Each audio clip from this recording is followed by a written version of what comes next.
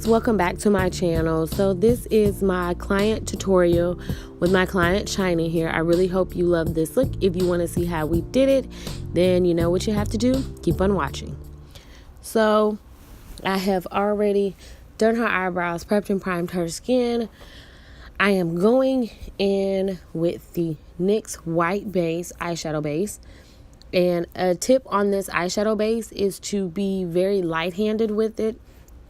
And also, don't use too much, because if you use too much, you run the risk of this product actually globbing up on you, being too thick, and moving too much to where you don't want to be. So I would always say start with a small amount. As you see here, I just put on a small amount around, I'm using the back of my hand, by the way, to put a little bit of that on, and it's not too much. It's a really thin layer.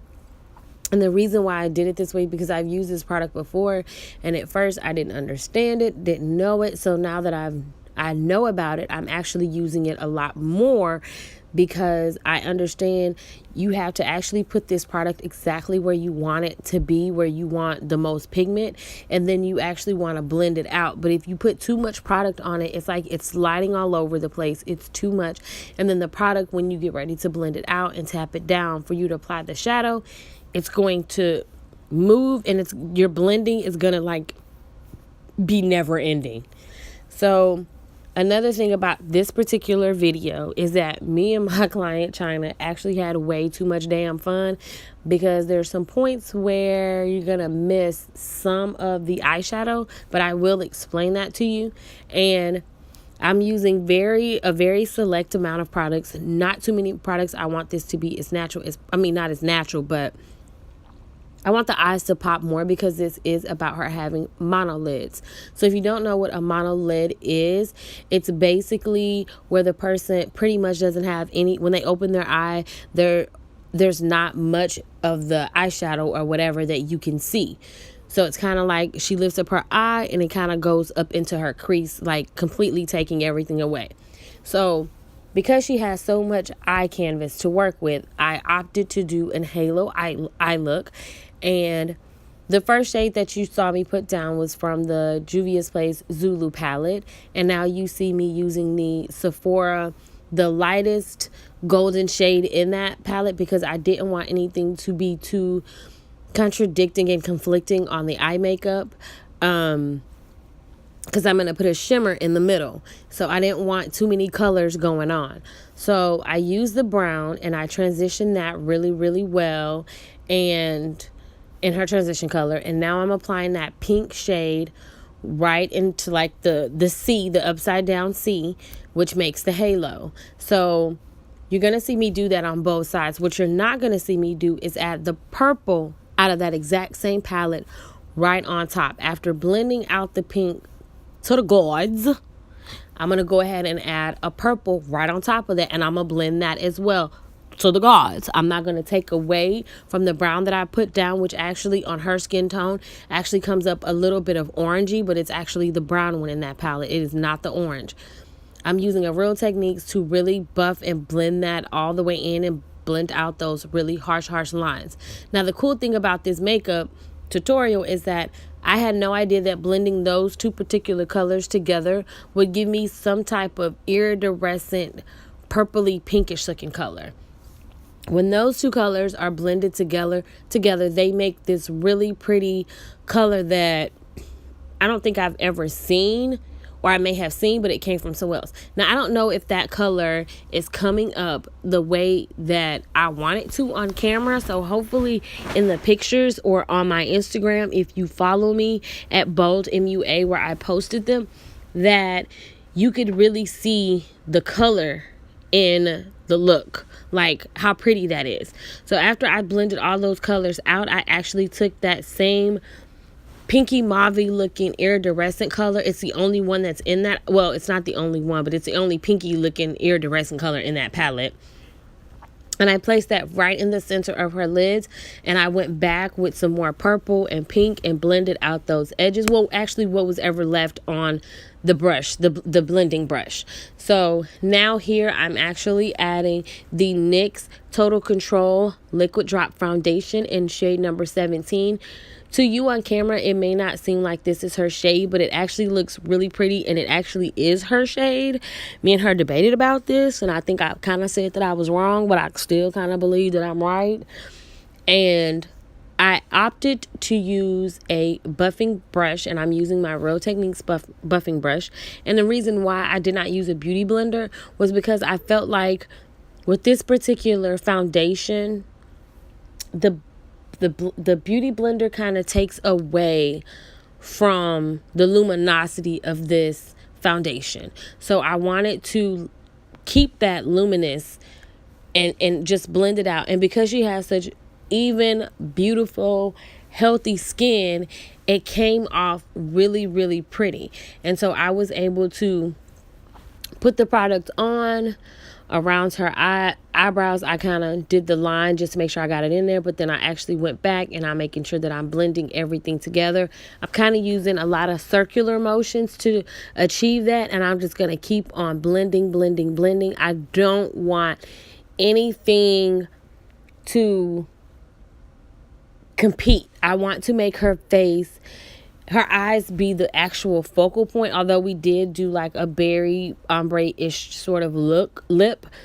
But for the most of everything, I didn't want anything else. Not too much contour, not too much highlight, not too much blush. Everything else was as muted as could be to make those eyes really, really pop. Another thing that we kind of talked about in this tutorial was the type of eyelashes. I did not want to put a eyeliner on her eyes. When you have mono lids, even the thinnest eyeliner could still take away from the fact that you don't have any eye, like limited eye space on top of the lid.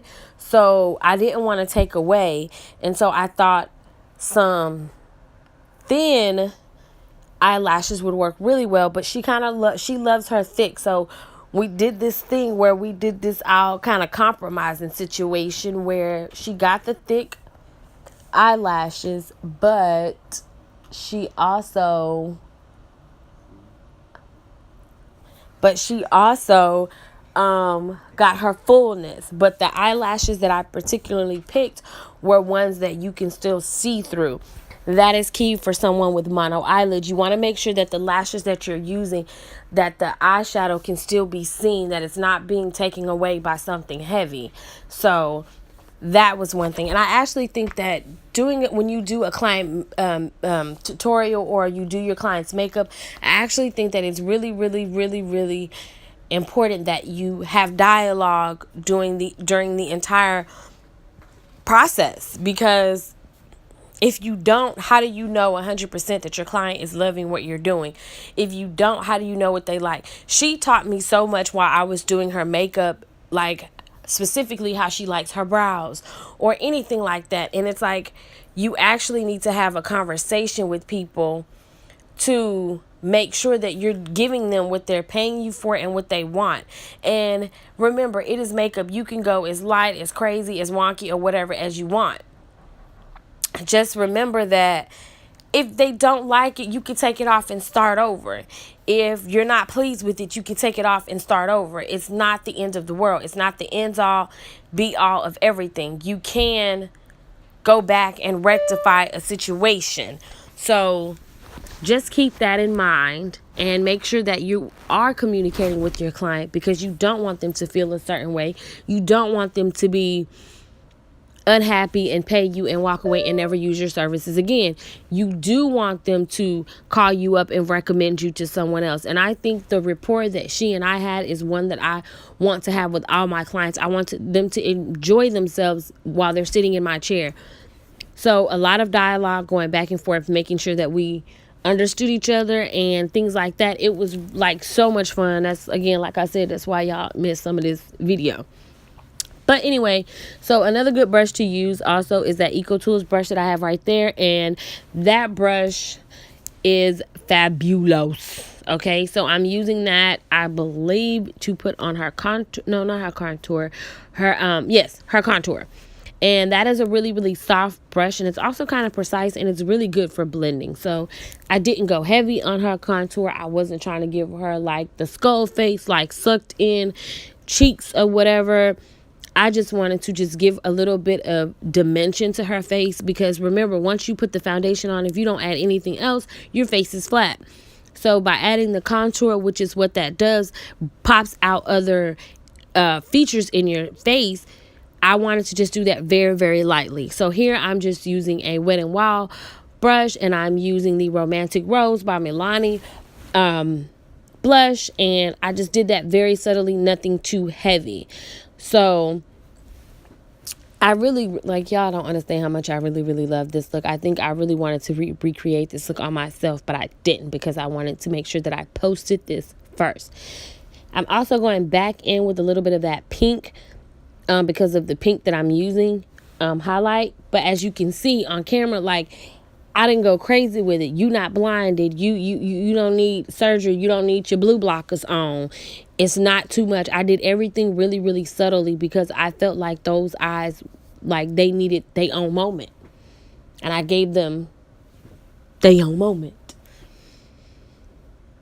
So yeah. So you see how she turned up that cheek? She was ready for it. But I didn't like really, really do too much. I just wanted to keep everything light. So, and then and because I felt like it was just a little too much, you always want to start light because it's harder to take away. And all I did to take away was use the same beauty blender that I used to put the highlight on, blend that out. So it wasn't like, I didn't make her face lighter in that particular area. I was just dulling down, matting out that shininess. She know what she looking like. She know how we was over there cutting up and all that good stuff. So yes. Now I let her pop on her lashes, because y'all, I'm still learning with the lashes. So she popped on her lashes, and I went back in and darkened up her eyebrows from where the foundation got on them. This was actually a super easy look. Nothing too complex.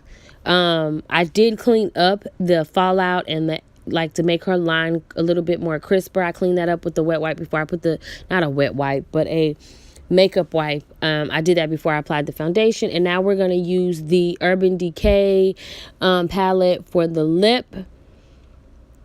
And for the life of me, I can't remember which lip, but I believe it's the purple that was in there.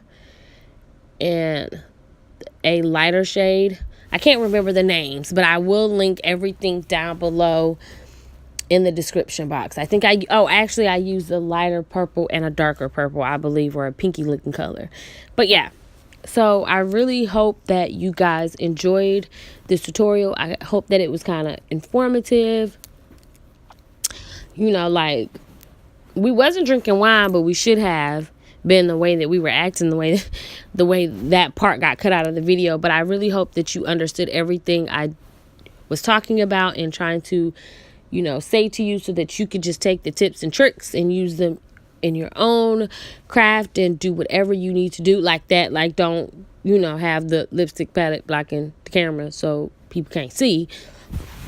But anyway, so I'm just working on her lips here, trying to make sure that I line. And I think that also when you do that you kind of want to have them smile.